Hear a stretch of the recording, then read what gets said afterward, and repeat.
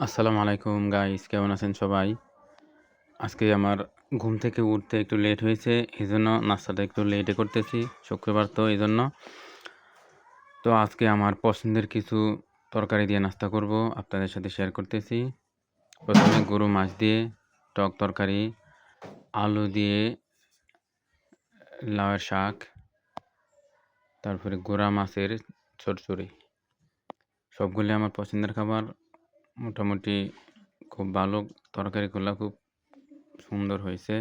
এখন একটু তরকারি নেব, মাছের চচ্চড়ি। এখন দেখব চচ্চড়িটা কেমন হয়েছে। আলহামদুলিল্লাহ, খুব ভালো হয়েছে। সবাই ভালো থাকবেন, সুস্থ থাকবেন। আল্লাহ হাফেজ। আসসালামু আলাইকুম।